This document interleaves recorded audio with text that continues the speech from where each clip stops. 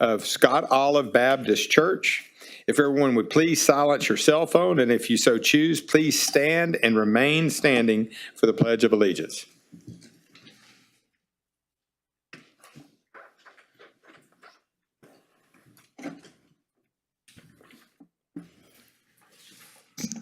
Let us pray. Lord, we thank you today for another opportunity. We thank you for leading us to this December month. We thank you, Lord, for 12 months you have carried us and kept this city safe from harm and danger. Lord, we know there have been issues in the city. There have things that have happened, but Lord, we're here because you have kept us. So we say thank you today. We thank you, Lord, for blessing our children that go to school, that make it home safely every day.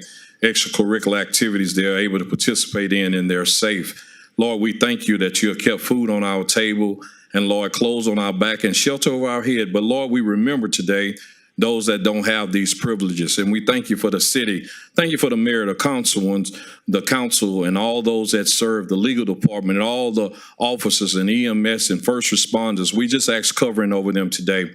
Lord, continue to bless us and let us be the city that you get the glory out and be proud of. Lord, let everyone that has a role in this city do it to the utmost respect, that everyone is counted for. Lord, you made us all to love one another. So, Lord, let us put our differences, pride, and prejudice away, that we serve and worship and give you glory for what you have done. Thank you for this meeting today. Lord, let it be decent and in order, that you get the clarity. Bless every family member of the council. Bless every family member of our mayor. Cover them, keep their bodies strong, their immune system strong. And Lord, keep us all safe from hurt, harm, and danger. And we give you the glory and praise. In your name, Jesus, we ask it all. Amen.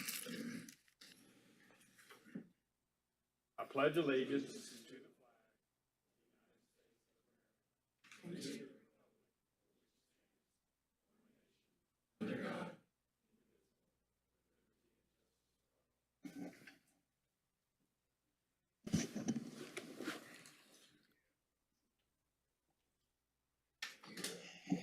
May I have roll call, please?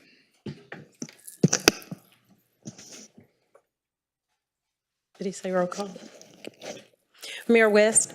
Present. Mayor Pro Tem Turner. Present. Councilmember Durio. Present. Councilmember Getz. Present. Councilmember Felshaw. Present. Councilmember Samuel. Present. And Councilmember Neal. Present. Thank you. Now we have a communication update from Lauren Monez, with Director of Communication for the City of Beaumont. Welcome, Lauren. Good afternoon. I'll wait for my PowerPoint. Thank you. Here are the announcements for the week of December 12th. The State of the City is this Thursday from 11 to 1. If you miss getting tickets for the first time ever, we will also be live streaming and recording the event, so as many residents as possible can tune into the important city updates and the long-awaited unveiling of the downtown plan. If you're looking for affordable family holiday outings, there are still plenty of Christmas movies to catch this month at the Jefferson. Check out the Beaumont Events Facebook page or website for the schedule and tickets. If you've waited until the last minute to do your holiday shopping and don't want to battle the crowds, make GoBoGifts.com your one-stop shop for stocking stuffers and local gifts. The city's free Christmas tree recycling program is back. Drop off your trees at Rogers, Sprott, or Magnolia Park from December 26th through January 13th, and the solid waste department will properly dispose of them for you. You have until December 20th to enter your best pictures in our Thankful for Beaumont photo contest. We can't wait to see your best nature, arts, and culture and history shots with prizes for the winners. In our latest podcast, we caught up with the Beaumont PD to talk about their Blue Santa program. Join us Thursday at 5 p.m. on the PD steps to see Blue Santa off, and you can also help them by donating toys to children in need until then. And the city will be closed December 25th for Christmas and January 1st for the new year. There will be no city council meetings December 26th or January 2nd. We hope you enjoy the time with family and friends. Thank you. Thank you. Now is the time for any citizen who wishes to speak. You may speak on or make public comments on the consent agenda, the regular agenda items 1 through 12, or any other topic. I do want to remind you that as the council, we're not going to be able to respond to those comments as you make them. The city clerk will call your name when it's time for you to speak. When you approach the podium, please state your address, your city, and state. You will have 3 minutes for public comment. The green light will come on when you walk up to the podium, and the red light will come on when your time is up. The Pharaoh Richard, public comments. Good morning, everyone. My name is Seraphine Valeda Richard. I reside at 5275 Purvey Drive in Beaumont, Texas. I appreciate all that you officials do and everything you do to keep the city of Beaumont growing and safe. I do believe within my heart that it is just an oversight, and I do not believe that it's an intentional occurrence. Maybe it's just a coincidence, but these properties at 4810 Calder Avenue, 760 Randolph, 965 Iris, 1075 Iris, 650 Gladys, 5930 Gladys, 5940 Gladys, 1375 Audubon, 1395 Audubon, 1390 Audubon, and 1370 Audubon. Their residential fences are more than 72 inches, which is 6 feet.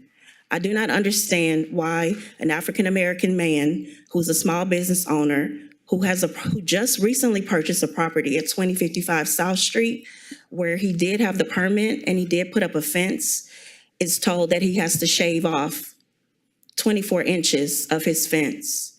I'm not understanding the disparity. It is my belief that all men are created equal and that what is good for one must be good for all. If people in the West End of Beaumont can enjoy a certain privilege to have their land protected above 12 feet in some situations, which I have presented to the city manager, Google Earths and copies of those properties, it is beyond 50. I do not understand what is the frequency when you keep coming off of 4th Street and coming against African-American males who have already survived many things in life, but it seems to me that it's an act of discouragement. I don't understand it, and I think that we need to look inward. Like I said, maybe it's a coincidence. I don't make allegations. I don't make assertions. I just look at the analytical facts. 2 African-American businessmen are being targeted on a daily basis. If he has to shave off 24 inches of his fence at 2055 South Street, then all of these properties in the West End must simultaneously do the same. If not, it is an act of discrimination against small business owners, socioeconomic status, and race. And I do have a problem with that. I do advocate for the defenseless, but I advocate for what's right. What's good for one must be good for all, especially if we are promoting unity from within, unity from without. The world is watching. It's time for us to make a change. It's time for us to make a difference. Stop hurting people that are trying to make it in this cruel world. Thank you for your time. Thank you. For the city attorney, do you happen to know if that's in the city overlay district? The south addressed? The address that she provided, the 255 South Street. Yes, ma'am. I don't at the top of my head, but I can look. Okay, thank you. Albert Harrison, public comments.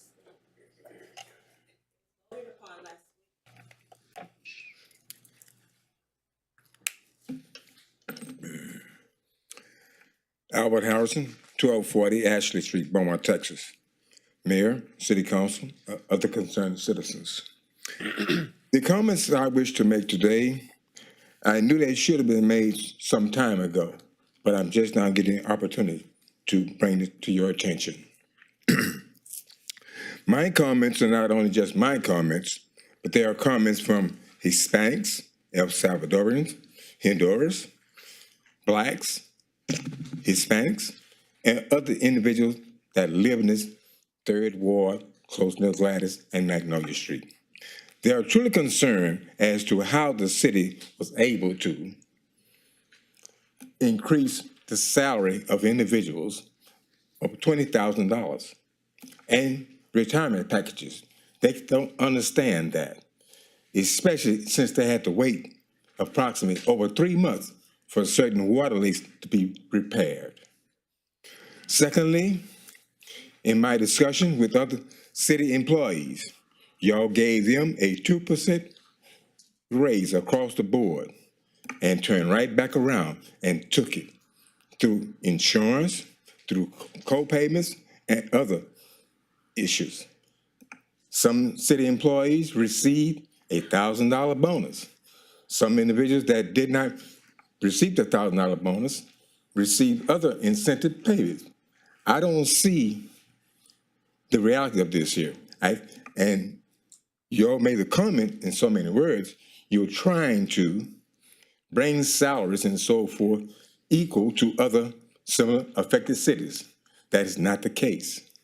Port Arthur, city employees, certain departments have higher salaries than Beaumont does. And we are a larger city. Here again, I don't understand that. You all also increased those salaries, but you didn't increase your own. I don't understand that picture as well. Thank you very much.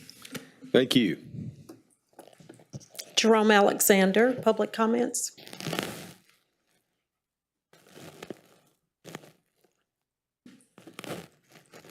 Good afternoon, how everybody doing? Jerome Alexander, 1118 Elton Street. I come today, I still got a problem with the Salvation Army and the money that they're receiving from city officials to for the community, help the communities. Now, last year when the field was donated to us by the mayor Mouton guy, the captain over there, they gave us the field for football. So when Captain Jason left, they changed the captains. So the captain that's over there now, he kept telling us we would be able to use the field, like I said before, but he come back and said, nah, we can't use the field because we don't got no money to give. But the field was donated for the community. But this, my problem is that we got a Salvation Army son, and as long as I've been living in Beaumont, we have a Salvation Army. We were able to play basketball, football, baseball. They had some boxing and all that. Here they got a center over, they don't use it for nothing.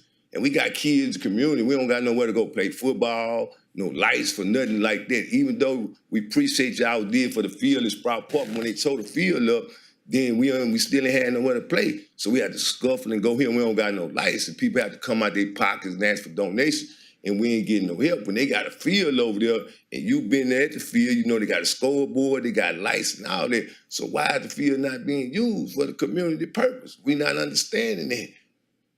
I mean, but everybody coming out community ask for votes and all this type of stuff. And Mr. Sam, this is your ward. And we would like for you to go and see what you can do by help us use that community center because they not using it for nothing, bro. The football field been with them for 5.5 years. Now we can say 6 now, but they didn't use it last year. And when we went there, we painted the bleachers and everything out of our pocket. Now, why it's not being used, it don't make no sense. When we trying to uplift the community, and it's in the North End. So I say this, when y'all come to ask for votes and we don't get no help, don't expect me to help y'all, brother. Thank you. Thank you. Ronald Kelly, public comments. Good afternoon. I'm here to address with you guys regarding dogs in our neighborhoods and dogs that are not leashed and dogs that are causing a problem.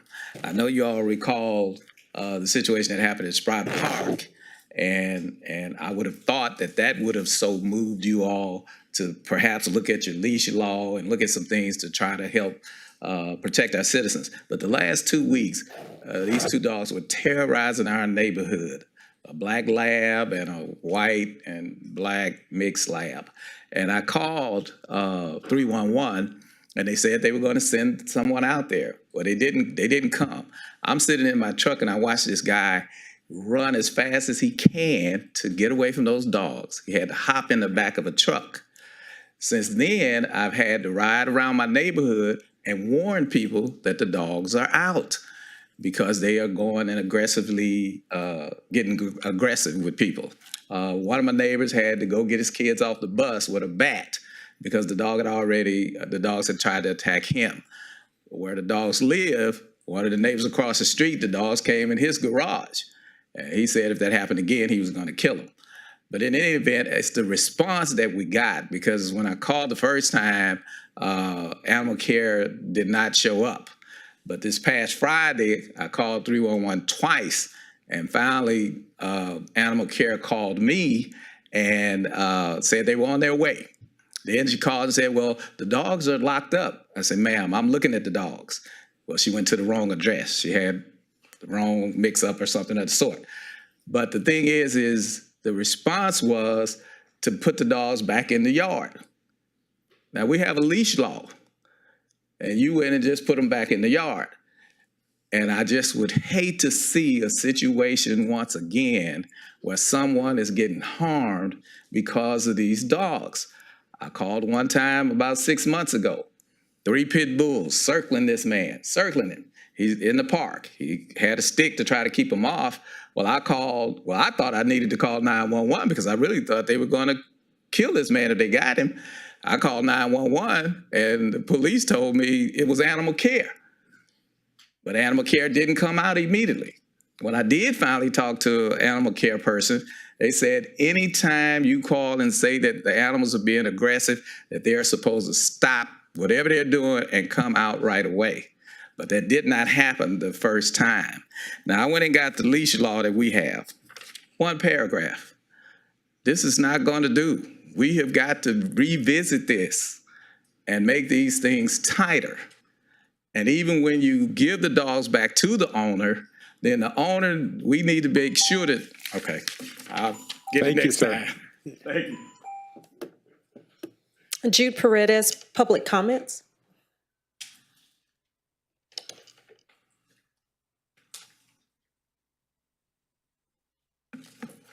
Hello, I'm Jude Paredes, 10620 Gage Road, and I came to comment about the regular agenda item 12, just making a new tax zone. And so everyone in the city doesn't have food on the table or a coat on their back. In spite of the prayer this morning, many folks have left the city due to the excessive tax burden. Some have no homes due to the excessive tax burden. So I came to oppose the new tax. And I had a verse that went through my mind, which is City Council had a meeting, E-I-E-I-O. And at that meeting, they passed a tax, E-I-E-I-O, with a tax here and a tax there. Here a tax, there a tax, everywhere a tax. City Council had a meeting, E-I-E-I-O. And to conclude, I oppose this new tax and ask that each member vote against the new tax. Thank you. Thank you, sir. Charlie Crabb, public comments.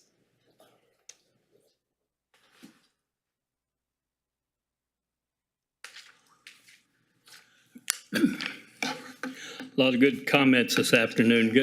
Good afternoon, Mayor West, Mr. Williams and staff, council.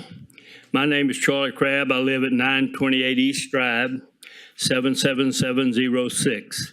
It is another nice day in Beaumont, our town. It is a wonderful time of the year. The sky is bright, cool, and clear.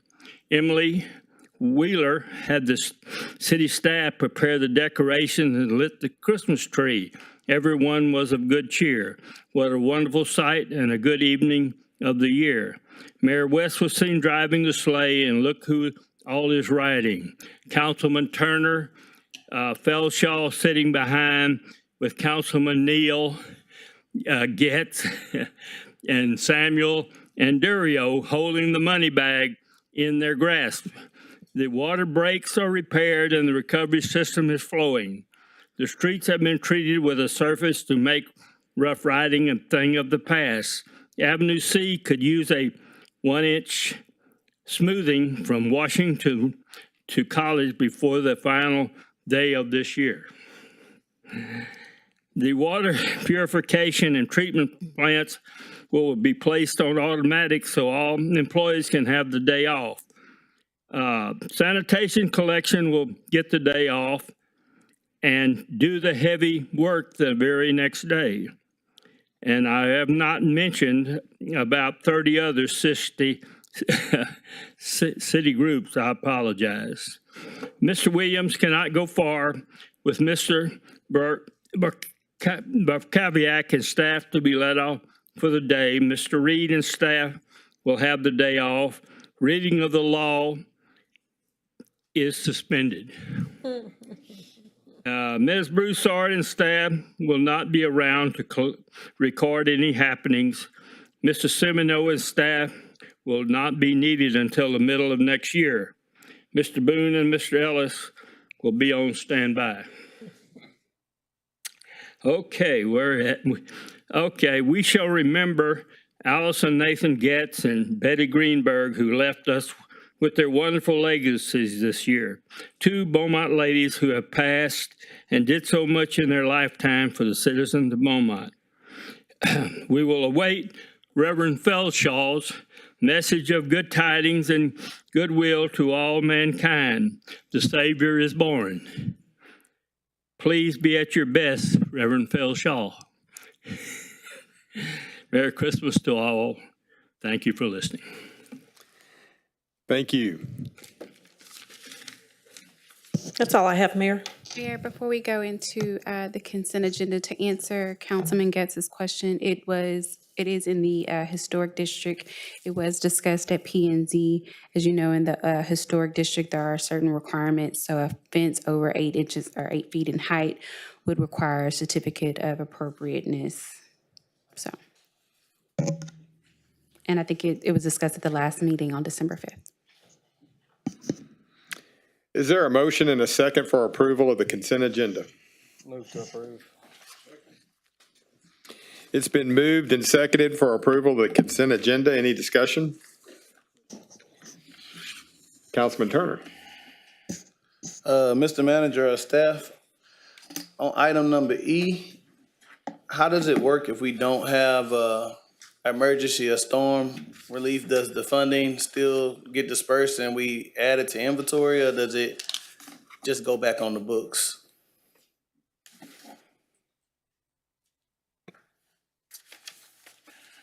Councilman Rock, just a clarification on your question. You were asking about the dollars spent for this item? Yeah, so basically, if we don't have a storm, do we still spend the funding, or does it kind of just go back on the books and back into our budget, or do we still spend it and keep it in reserve? Yeah, if it's not spent, it just grows over into the next year. If it's a general fund item, it just goes into what we call fund balance, and it's retained. Of course, if it's spent, it's spent there, but dollars that are not spent typically go into fund balance of the particular fund that is allocated in, whether it's general fund, water utilities, et cetera, enterprise funds. Appreciate you. I just like to look at it, so if we don't spend it, I can try to maybe make a suggestion of something else that can be done. Thank you. I knew where you were going with that. Councilman Durio. On that same item though, that purchase of the bottled water and sports drinks, that's not for just hurricanes and things. That's needed just for in the summertime. Is that what that's for? For emergency services? Well, in the absence of Mr. Oknashek, since I was logistics section chief for a number of years, this is only a contract that's put in place just in case we have a storm and we need to execute an order for the drinks. We don't use it otherwise, and I don't believe there's an actual budgeted item for it. It's only in an emergency. Did you have anything else, Tim, if you were here? Sorry, I didn't see you. I appreciate it. Mayor and council, that was right on point. And traditionally, to the councilman's question, we do have donations that cover normal emergencies because we do have those. HEB's been a really good partner over the years. provide us multiple pallets a year that we use for routine, I say routine, more large events or short-term emergencies. But when the disasters come in, super large scale things, this is an emergency contract. No expenditures will be made unless it's absolutely necessary. Thank you, sir. Councilman Getz. Who's the contract with? I'm not seeing that. Pepsi, Pepsi? Okay. that's been the same low bidder for a number of years. Thank you. Any other discussion on that item or other items? All those in favor of approving the consent agenda, please signify by saying aye. Aye. Any opposed? The motion is carried. Mr. City Manager, may we have the reading of item number 1, please? Thank you, Mayor and Council. Council, consider a resolution approving the purchase of an audio-video system from Ford Audio-Video Systems, LLC of Houston, Texas, for use in the police real-time crime center. And it basically comes with the recommendation of approval of the resolution. Is there a motion for item number 1? Move to approve the resolution. There's a motion and there's a second for approval. Is there any discussion for item number 1? Yes, Mayor. I've been waiting for this. I'm very excited about this particular project. But what I'd like to do is have someone to let the public know, give a general overview of the Focus project.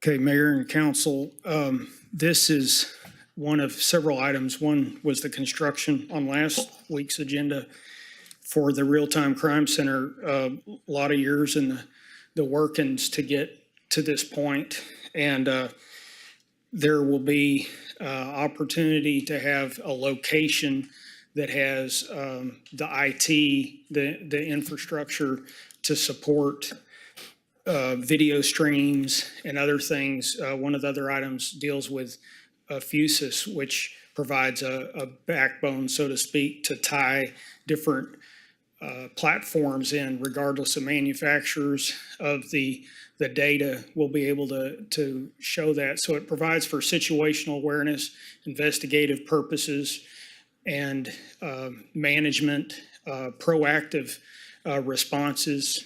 And it ties in with a regional perspective, the ability to partner with not just public agencies, but also private businesses or even residents who wish to partner with the city. So in just layman terms, that means now we will, this future system gives us the opportunity for police to act in real time in getting videos from private individuals surrounding, whether it be through response or investigations. The community and the police department and other departments have the opportunity to do this by way of camera and other surveillance systems. Is that correct? Yes, sir. And it ties in like our computer-aided dispatch and so forth, so that even when something's presented as a call for service, it can automatically bring up some feeds that are available to help us identify suspects or help the responders know what's going on before they get there, so they know what to look for. And it would allow for responses to like shots fired in a particular area. And with this surveillance center, there will be, is that someone manning that pretty much all the time? Well, the chief has implemented a small level of staffing so far with availability that we have. We have a grade 1, a grade sergeant, and a lieutenant that's sort of putting that together right now, working with setting it up. They've had some successes even with the individual platforms that we have now, which are not connected. And hopefully This project you have as number one on the agenda would enable us to have more visibility at the same time. And then one of the later items also would connect them through Fusus, some of the other platforms that we use. It does not specify shot spotter as I think the manager has brought up before. It does bring up the ability for us when we get a call to use whatever video is available to help more quickly identify suspects, or if somebody gives us a location or a license plate or a description, it allows us to find them more quickly. And that's something that this will really help with. And the last thing is, I think that was very significant to me. This allows for us to grow our system in response. There are some other things that can be added onto this Yes, sir. system. Yes, sir. Okay, thank you. Thank you, Tim. Yes, Councilman Durio, did you have a question for? I did have a question, and you may have mentioned it, I may have missed it. Will citizens be able to voluntarily let their cameras be used in this system, like their Ring cameras and things like that? Ring doesn't specifically allow sharing, but you can like screenshot things, or they can take the video and send it to us individually. There are several ways of using the system. One is registration. So if we know that somebody has a Ring bell, which are very popular, they can identify that they have one. That way, if we have, say, a burglary of a residence, we would be able to identify anybody in the area that had a Ring bell. We could reach out to them using the system. One message will hit anybody that has surveillance capacity, and they can provide us that link or that video at the time, even if we don't have direct access to their system, whatever system that is. Okay. That's all voluntary by the system? Yes, sir. All right. Thank you, Tim. Councilman Getz? Tim, if a citizen wanted to, on their own, buy a camera that would be compatible with the system and train it out on the street so that, they could see what's going out on the street, would that be something that citizens could do? Yes, sir. And some have already reached out to us wanting to share. And it doesn't matter what manufacturer the system is, whether they buy it from Walmart or some high-end vendor system, this platform can connect regardless of manufacturer. Do those cameras, if they wanted to mount it out in their yard away from their house, are they all required to be wired, or are they some of them wireless, or do you know? Well, the choice of the individual on how to get access to the video, if it's streaming, it can be shared. We would have to have some way to receive that information, whether they email us a link. If they want us real-time sharing, it would need to be connected to the internet. Okay. And as I recall from the discussion is there's a small fee if you want to have your cameras connected to the system where it can go live. Like if you put up, then you wouldn't even have to give permission. Y'all would have access if something happened in an area.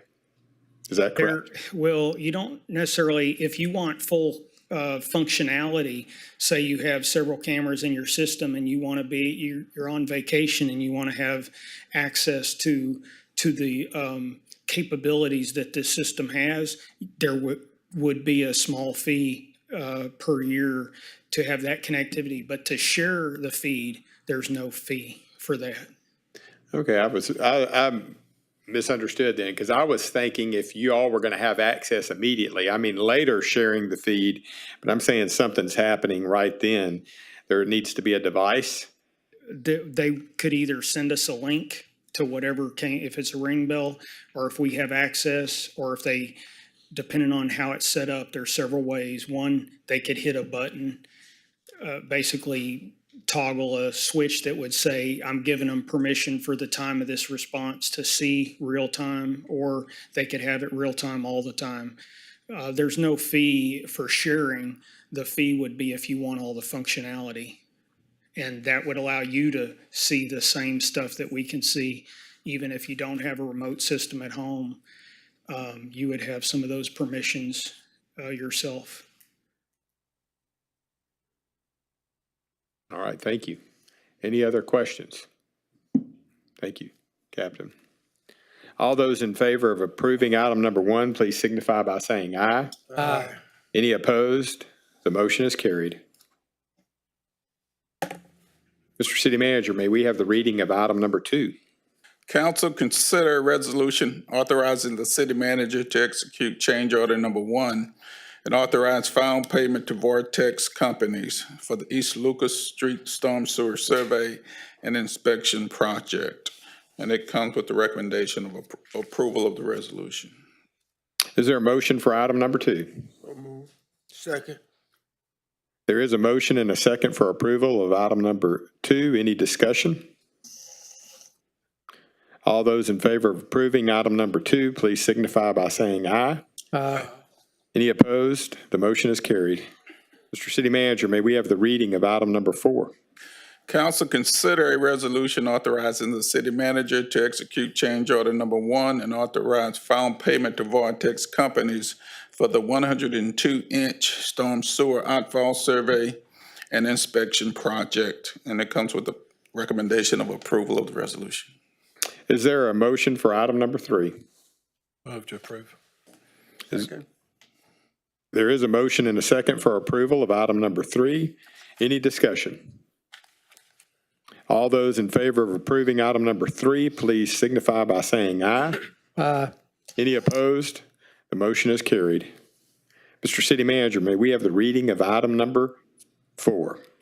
Council, consider a resolution authorizing the city manager to execute change order number 4, accept maintenance and authorize final payment to To-Mex Construction, LLC from Houston for the Basin 38 and surrounding area pipe bursting contract project. And it comes with the recommendation of approval of the resolution. Is there a motion for item number 4? Move to approve. Second. There is a motion and a second for approval of item number 4. Is there any discussion? All those in favor of approving item number 4, please signify by saying aye. Aye. Any opposed? The motion is carried. Mr. City Manager, may we have the reading of item number 5? Council, consider a resolution approving a 5-year lease purchase agreement with KS State Bank of Manhattan, Kansas, related to the purchase of a fire pumper truck. And it comes with the recommendation of approval of the resolution. Is there a motion for item number 5? Move to approve. Second. There is a motion and a second for approval of item number 5. Is there any discussion? All those in favor of approving item number 5, please signify by saying aye. Aye. Any opposed? The motion is carried. Mr. City Manager, may we have the reading of item number 6? Council, consider a resolution approving the renewal of an annual maintenance agreement with Central Square of Lake Mary, Florida, for use by police, fire, and EMS, and comes with the recommendation of approval of the resolution. Is there a motion for item number 6? Move to approve. Second. It's been moved and seconded for approval of item number 6. Any discussion? All those in favor of approving item number 6, please signify by saying aye. Aye. Any opposed? The motion is carried. Mr. City Manager, may we have the reading of item number 7? Council, consider a resolution authorizing the city manager to execute change order number 2 to the contract with To-Mex Construction, LLC of Houston for the Florida Avenue Emergency Sewer Repair. And it comes with recommendation of approval of the resolution. Is there a motion for item number 7? So move for approval. Councilman Neal seconded. There is a motion and a second for approval of item number 7. Although, any discussion? Councilman Getz. And what kind of discoveries have we learned that help justify this need for this change order, and what additional requirements is UP putting on us? The answer to that is a little lengthy, so I gave a handout. It's being passed down. So originally, we were hoping to plan and bid this out normally, but the sewer started failing and formed a cavity, and so we had to initiate it on an emergency basis. So once we got into it, there's a number of items here, and it's broken down by cost, but the railroad required a thicker steel casing under the rail than originally planned. We ran into a 20-inch water line, which wasn't quite in the spot that it was expected to be in, so we had to adjust that and have some exploratory excavation related to it. The railroad required additional shoring within their right-of-way, which added costs. There was also an 8-inch sanitary main that had to be point repaired as well, and it was in conflict with the excavation pit, so that had to be addressed. Additional bypass pumping time and the volume of the pumping during the work. Once we got things opened up, we found that there was a lot of cement stabilized backfill within the area. So basically, it had failed to some degree over past years, and that cement stabilized sand was used to try to shore up the line, but we had to remove all of that in order to get there and replace on a proper basis. The line deteriorated faster than we expected, which resulted in 2 cavities in the road that had to be repaired. And unfortunately, the railroad has a 100-foot right-of-way either side of the center line of this railroad, which is the widest I know of in the city of Beaumont. So we were unaware at the time that we were going to have to be up to railroad requirements for the backfill within the entire right-of-way. We thought it was going to be closer to the rail, so that added costs to meet their requirements all the way out to the 100-foot right-of-way. And then included within this change order, but not done yet, there is a collapsing storm sewer line that's on the site that has to be repaired. It's also within the railroad's right-of-way. But unfortunately, they're requiring us to have a separate agreement for that line. We thought we would be able to have the one agreement for the sanitary sewer and do this one at the same time.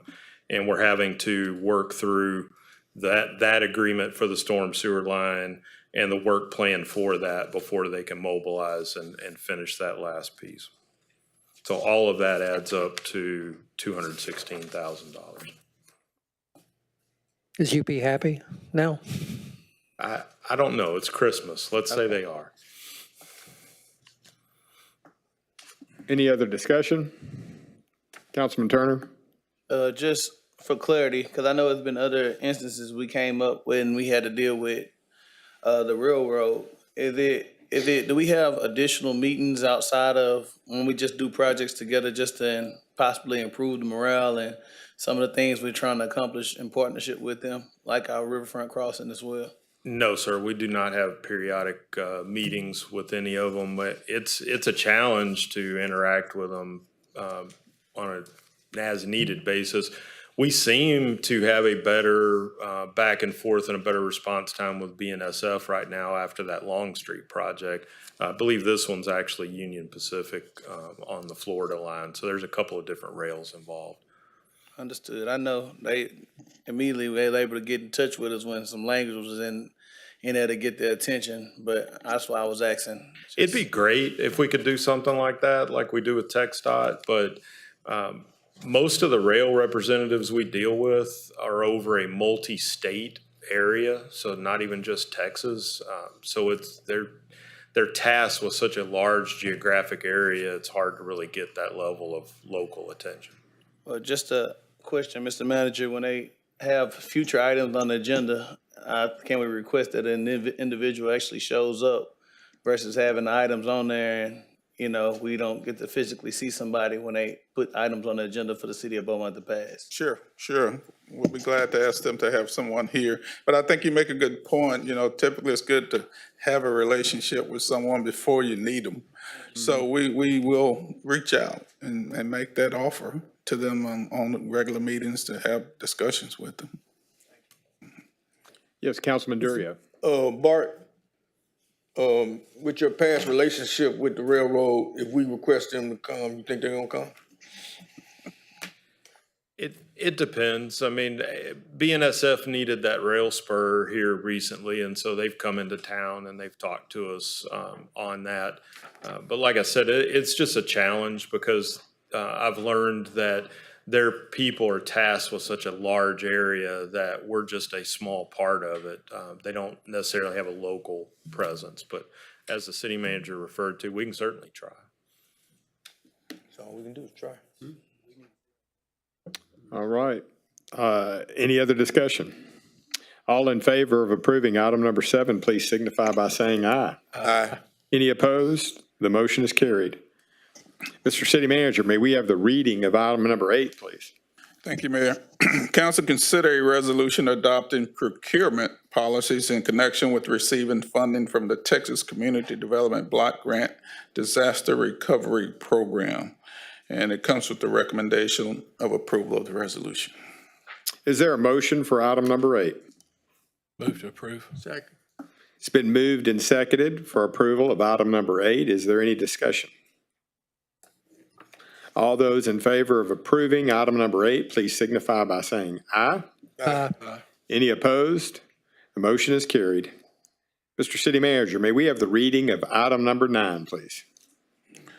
Council consider a resolution designating the city manager as authorized signatories for contractual and financial documents to apply for and receive funding from the Texas Community Development Block Grant Disaster Recovery Program. In addition to the city manager, there are some other signatory approvals that you're given in this agenda item. Is there a motion for item number 9? Move to approve. Second. There is a motion and a second for approval of item number 9. Is there any discussion? All those in favor of approving item number 9, please signify by saying aye. Aye. Any opposed? The motion is carried. Mr. City Manager, may we have the reading of item number 10? Council consider a resolution that grants authorization to the city manager or their representative to engage in a 3-year contract with Fusus Inc., based in Peachtree Corners, Georgia. Additionally, the resolution permits the city manager or the representative to establish memoranda of understanding agreements with community members concerning shared camera access. And it comes with approval, a recommendation of approval of the resolution. Is there a motion for item number 10? Go ahead. So move. Second. It's been moved and seconded for approval of item number 10. Is there any discussion? Councilman Turner? Mayor, thank you. Maybe a representative from the police department can better explain this. Is it a projected timeline that the program will be 100% on base? I know we're working to it and everybody's excited and support of it, but do you know when we probably be 100% or close to 100% operable? Captain? Mayor and council, the build out as it went last week, it takes a little bit of time. I think there's 115 days on the contractor that was selected, and that takes time to start. As a short answer, I would say it'd probably be summer. We would hope that it's all online. Parts of it will be available sooner, but we're sure hoping that by summer it'll be 100%. Okay, yeah, that's good. Everybody on the council, I'm sure, is excited about it. I just want to let the community know a rough timeline when we could be looking to have it online. Thank you. Thank you. All those in favor of approving item number 10, please signify by saying aye. Aye. Any opposed? The motion is carried.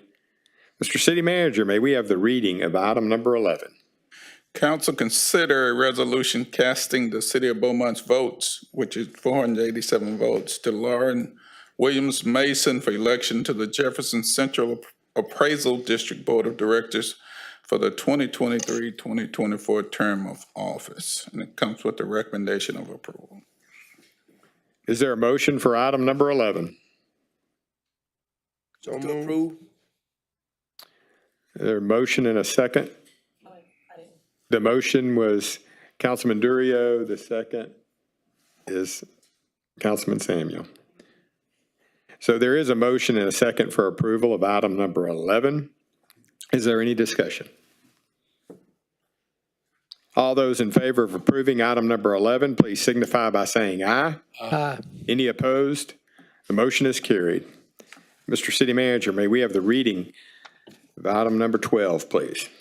Council to consider an ordinance designating a geographic area within the city as a tax increment reinvestment zone, describing the boundaries of the zone, creating a board of directors for the zone, and appointing members of the board, establishing a tax increment fund, TERS fund, for the zone, containing findings related to the creation of the zone, and providing for a date for the termination of the zone. And it comes with the recommendation of approval of the ordinance. Is there a motion for item number 12? Move to approve. Second. There is a motion and a second for approval of item number 12. Is there any discussion? I have a question. Councilman Turner, then Councilman Getz. Mr. Williams, I noticed a citizen said earlier it would be a tax increase. Can you kind of explain to the community how does the TERS work, and will it raise taxes on individual citizens? A TERS is a boundary, a zone in which the increased property values, a tax on increased property values are designated for a fund to be used on infrastructure improvements in the city. It is not a new tax on citizens. It's taking what they're already paying. If the appraisal district increases your value, a portion of that that's designated by city council of that increase goes toward that TERS fund. So it's not a new tax. It's just a way of reallocating future taxes or existing taxes. Yeah, I think that's important to make sure the community understands, Mayor. My second question is, I seen, maybe Mr. June can answer this, I seen it would be 2 additional possible appointments outside of council, and that was the Jefferson County and the DD6. Are those members already selected, or is something that could possibly happen after we get everything off ground? Yeah, after City Council's potential affirmative vote today, city staff, including city manager, and we will likely be asking some council members to set up a meeting with the county and DD6 as well as the port. So they're not participants as of today, but the next step is for us to meet with them to ask for their participation. Councilman Getz?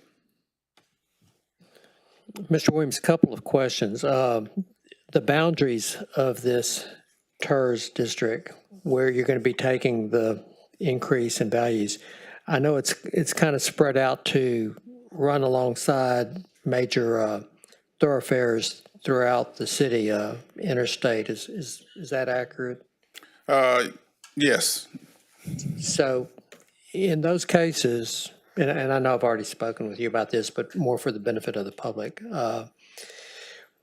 if you have the increase in values in some of these areas within the TERS, then the money that's being generated from that increase, it's going to be a portion between some that goes to the general fund and some that goes to the TERS district for potential improvements. Is that correct?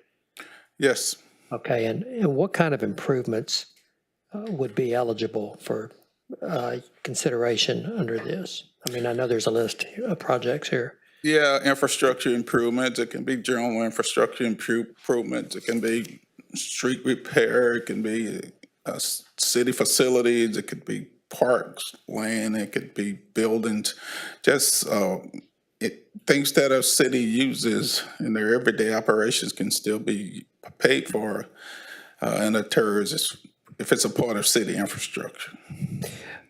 But each particular improvement, as I understand it, is going to specifically come back before the Board of Directors of the TERS, which in this case would be the City Council and possibly a couple of others, for consideration for that individual project. Is that right?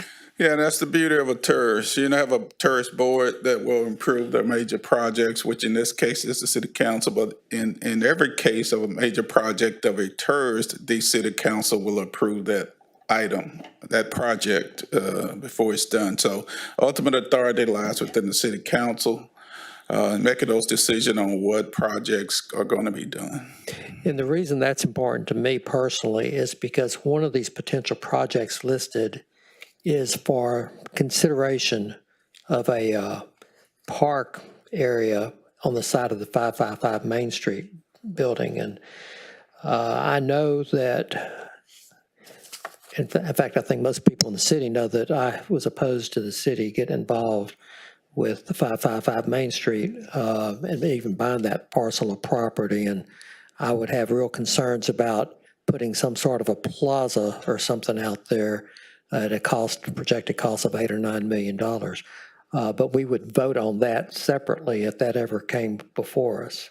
Yes, matter of fact, that's an agenda item that's coming up in January where you vote to finalize that list of projects. So today you're just approving the ordinance, the policy, and you will go. There are steps you will go through to put this in place, including accepting the county or the DD6 if they're in there, but also accepting that list of projects. The TERS is a tool that the city of Beaumont has never used before. It's something that many, many cities have done throughout the state of Texas to enhance their economic development, their quality of life, to allow for them to have growth. Is that been your experience as well? Yes, it's a great tool that's used by most cities around the country or state of Texas for sure. It's a way of providing dollars, revenue for major projects without putting undue burdens upon taxpayers or upon city resources, basically, because you're just taking a part of improved values as the values improved and redirecting that toward major projects that we would probably do anyway in some cases. So it's a great tool to provide for the economic development and the development of your city, to make the work and develop in an orderly way where you identify the projects that you're going to do out there and have them identified beforehand. And it's just one of the major tools that's used by cities in the state of Texas now. Well, thank you, Mr. Williams. I think the failure of the prior administrations to ever use this for development of downtown is a big part of the reason why downtown has sat stagnant and deteriorating for the past many years, and that this is actually something that can help reverse that. And so I look forward to supporting this. Thank you. Councilman Turner? Mr. Manager, just when things are new to the community, I think it's important that we kind of stress what exactly it is and what it does. Can you explain a prior experience you had with a TERS in another city? Like I said, this is new to Beaumont, similar to what Councilmember Getz said, but I think it's important to give an example of what did the TERS zone do to undeveloped area and how was it beneficial in your previous experience? Yeah, there's TERS, which is an increment reinvestment zone. Then there are special utility districts.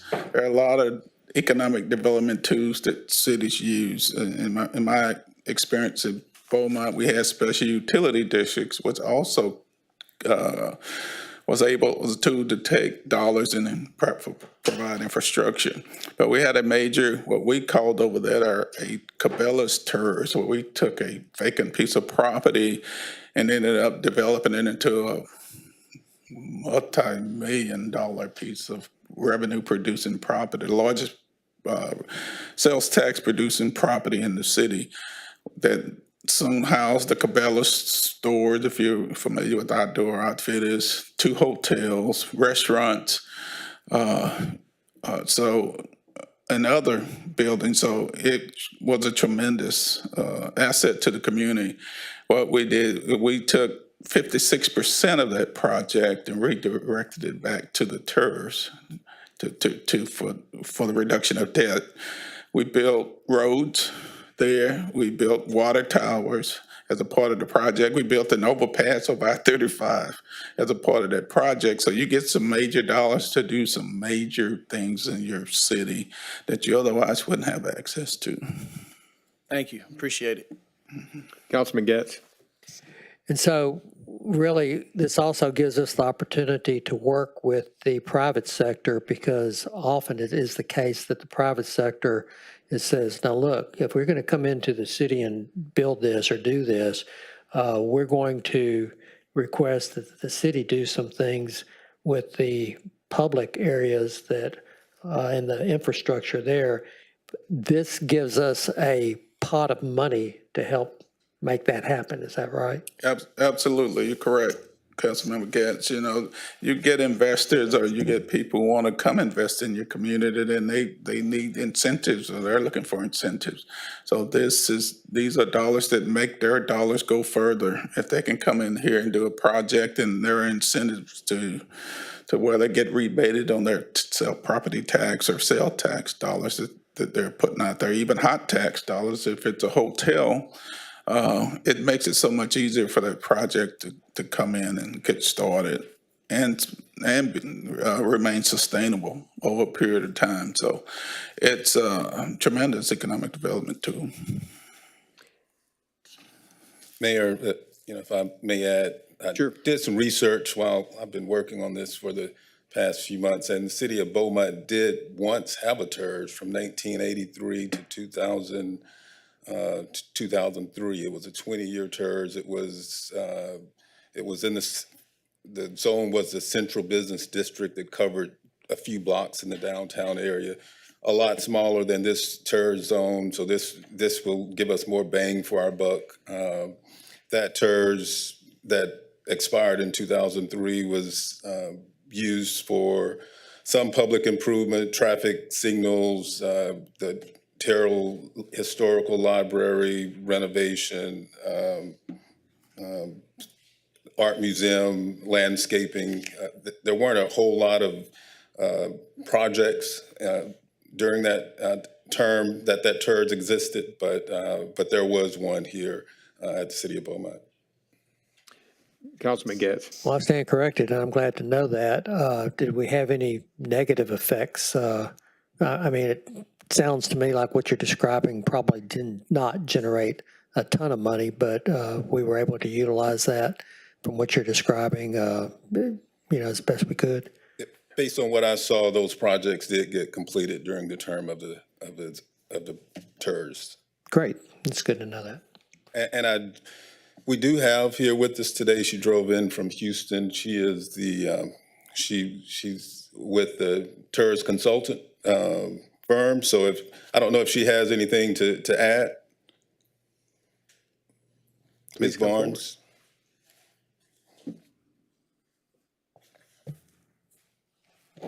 Thank you, Mayor and Council. Yes, I am here to represent Trent Petty, who I know that y'all have heard from before.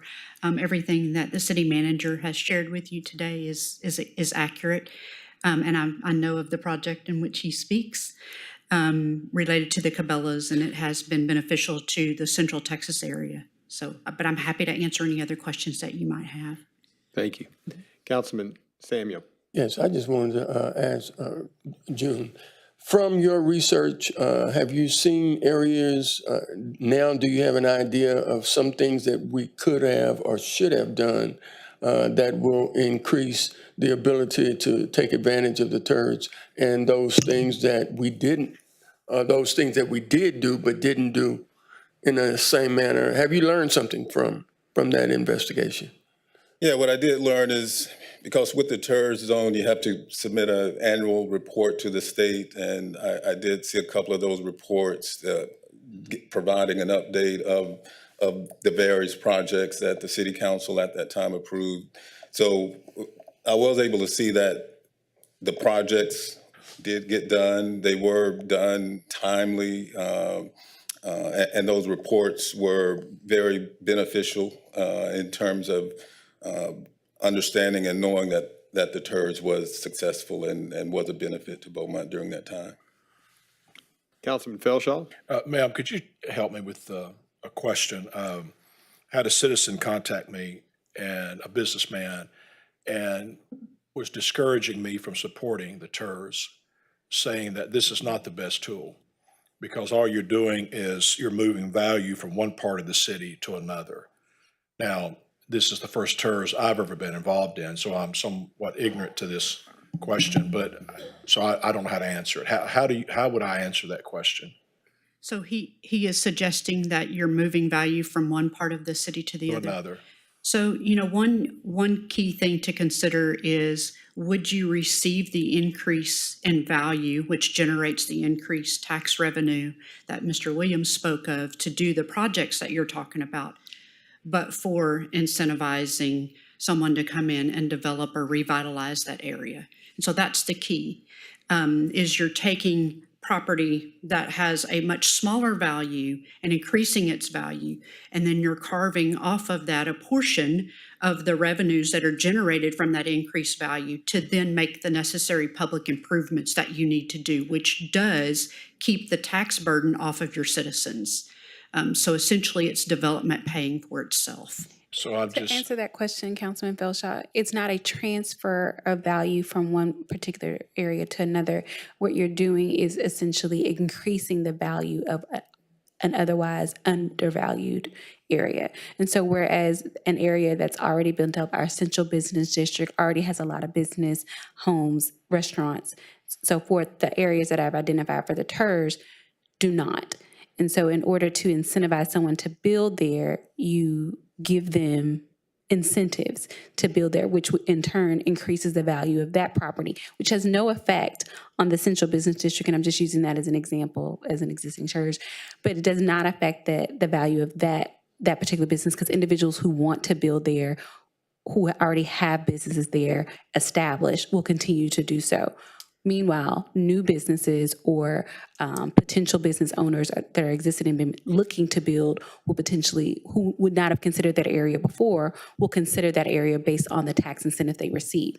In terms of the increased tax value, there's not an increase in taxes. What we're doing is, as she mentioned, taking the money from that increase and pulling it back for those additional projects. So it's really, if you want to think of it that way, it's a trade. So then the bottom line is it's not detrimental to the other parts of the city then? So in general, change is uncomfortable. And so what people see is that if you offer an individual an opportunity to build somewhere else, it's going to hurt my business. And that's not always the case. Competitive or capitalism in itself is competitive. And so opening up or encouraging new businesses in Beaumont will offset other businesses, but it's not going to affect their property value. Thank you. Thank you. Councilman Turner, then Councilman Getz. I first and foremost want to compliment council and staff for, again, looking into doing different economic development tools to incentivize growth in our community. Secondly, I do want to really compliment staff because originally when we first started talking about this project, I remember Mr. Boone, we talked about it in your office, we were focused on downtown, and we actually took a bigger advantage and thought more progressive and looked towards the future to look at other areas that we really desperately needed development in, off of just like the I-10 area that's undeveloped coming into Beaumont. So maybe we could land some of these big companies like a Buc-ee's or a Cabela's or things of that magnitude with some incentives. So, that's my hopes and my vision to go big. And I appreciate y'all not only focusing on one part, but actually being strategic enough to capture multiple areas that we like to see developed in the city of Beaumont. So I just wanted to thank y'all for that, to think proactively in the future. Councilman Getz. I just want to add on to what the city attorney was saying. So if we do this and we incentivize businesses to come downtown, Starbucks is located, along Dowling and at College, and, but that doesn't mean that they're necessarily going to come downtown. However, if you incentivize a coffee shop or possibly even Starbucks to come downtown with these types of improvements to the public infrastructure available, then you might actually have a coffee shop downtown, so or a boutique or anything else that might be somewhere else in the city right now. So to your point, yeah, there might be competition, but you know, that competition locates downtown. So what? That's a good thing. And I want to thank the city staff as well, because I know this is new for, relatively new in the last 20 years and not dealt with for 40 years. And with with providing us the information and the residents, and thank you for all your assistance. The one big takeaway because it can seem complicated, but we have incredible flexibility on all of this, and which I think it will not in any way diminish future developments. And also, for that point, we're also not always just competing in Beaumont, we're competing with other cities, and this gives us the ability to compete with other cities in a way that we have not been able to do, which could very well be a game changer. So I thank you for all the city staff's hard work and commitment, as well as your assistance as well, and your teams. So thank you. If there's no other discussion, all those in favor of approving item number 12, please signify by saying aye. Aye. Any opposed? The motion is carried. All right, at the close of city council meeting, the council will hold an executive session to consider matters related to contemplating or pending litigation in accordance with section 551.071 of the Government Code, Dodd versus City of Beaumont, cause number 23CCCV 0556. And in reference to some film company forming foams projects.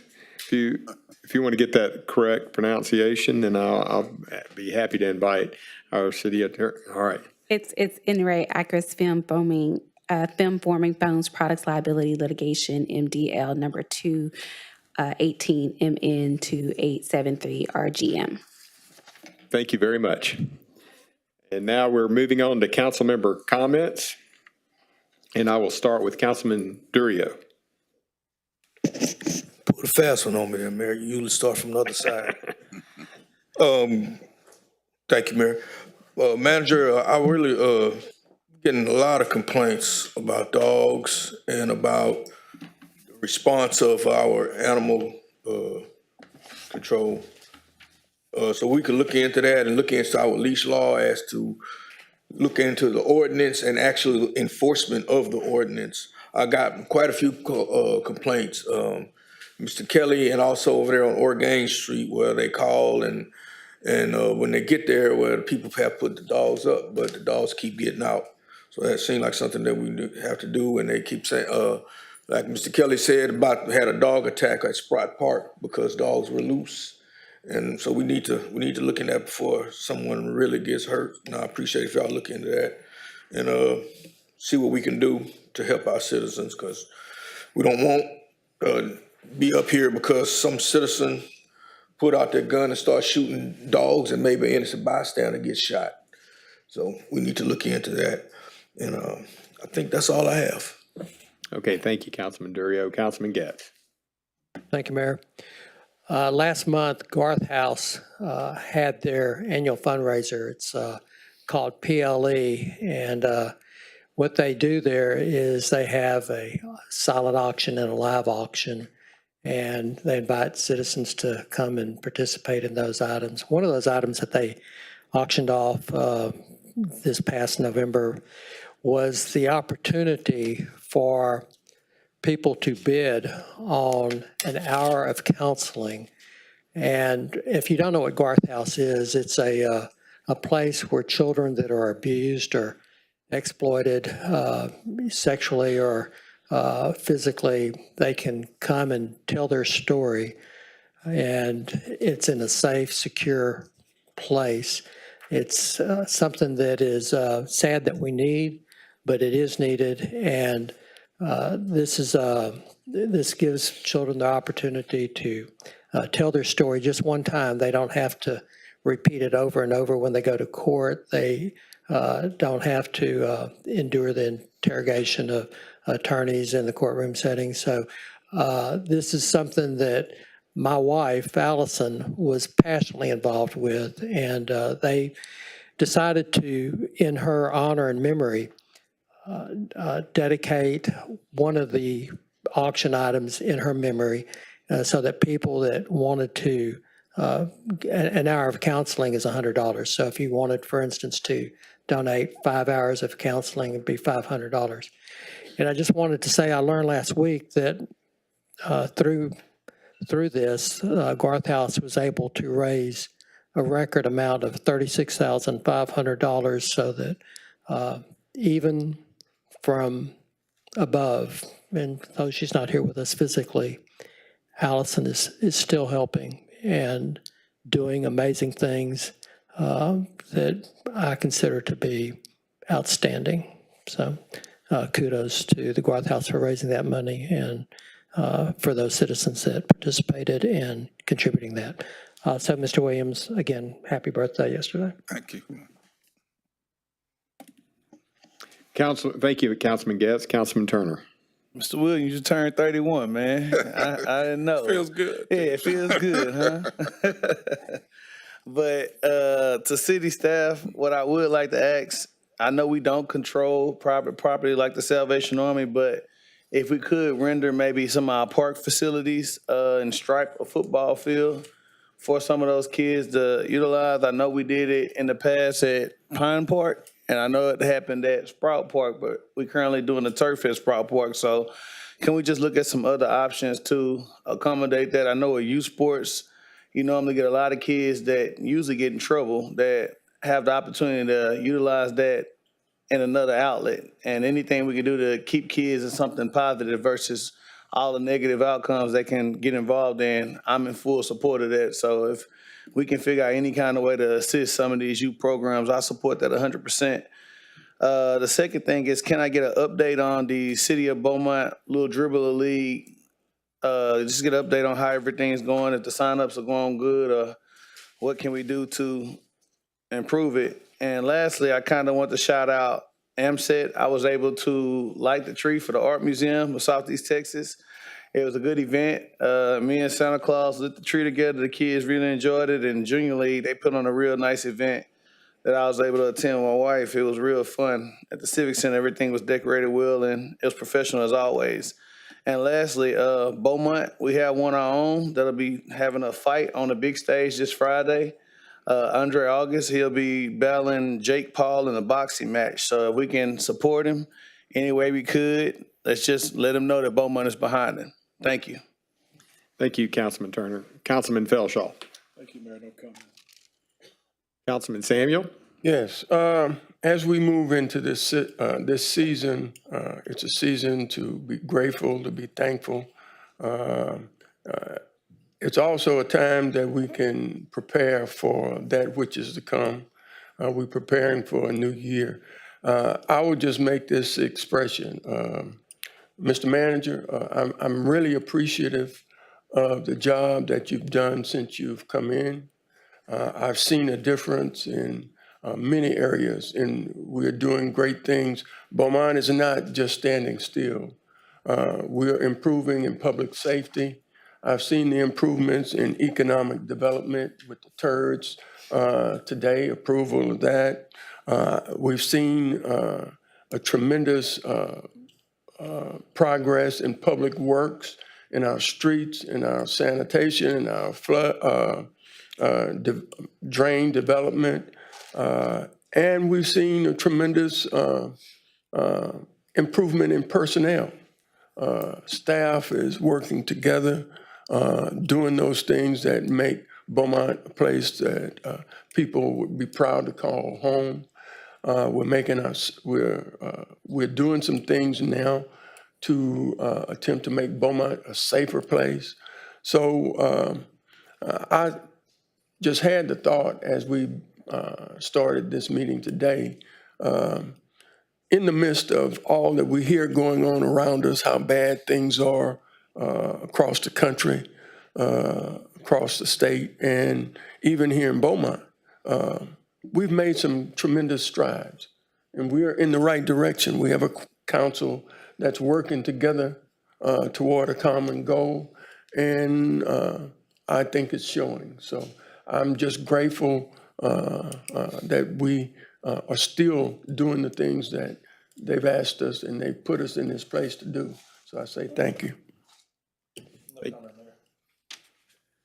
Madam Attorney? Just briefly, in regards to Councilman Getz's question earlier, did a little bit of research while we were in the meeting.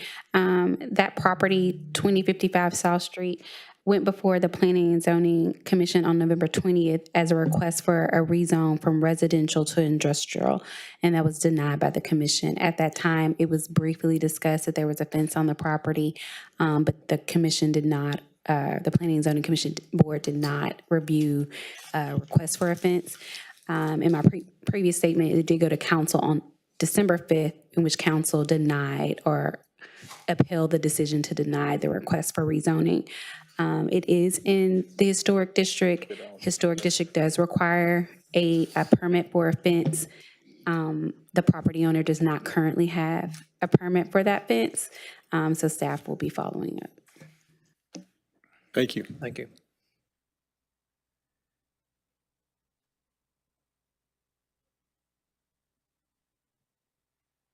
Mr. City Manager? Okay, they surprised me. I'd like to thank June Ellis for his work on the TERS, and he led the way on that project and did a lot of hard work and footwork. So I thank you, June, for the work that you did on that. And I'd like to acknowledge City Council for being receptive to the thought of doing such an economic development too. So I think it speaks well of you, speaks well of Beaumont for the direction that it's headed in for sure. The drought, you have information in front of you. We still have a drought. It's no longer exceptional. We're still in an extreme drought, but our situation's better, but we gave you the form that we usually get. And I'd like to just thank everyone for the birthday wishes. I felt really welcomed here in the city of Beaumont from council members, from the citizens of Beaumont, from staff. Staff just really surprised me. And when you get a certain age, you don't want to count every year, to put it mildly. But it was a fantastic day, and I only have good thoughts for this city and for what was done and what you've done. And I appreciate it. Thank you. Thank you. And I certainly think today was a win for the city of Beaumont with the TERS and the opportunities that are before us. I also certainly appreciate all the comments that the public makes at the beginning of the meeting, and they are heard. And I also want to give thanks. I had the privilege of being invited to a mayor's conference in Cambridge at Harvard University this past week with at the JFK Institute of Politics and the U.S. Conference of Mayors, and it was graciously paid for by the Bloomberg Philanthropy. So there was no cost to the city or to me in that, and it was quite an educational experience, and I'll certainly be sharing more of that as time goes on. But at this point, we will now be recessed into executive session.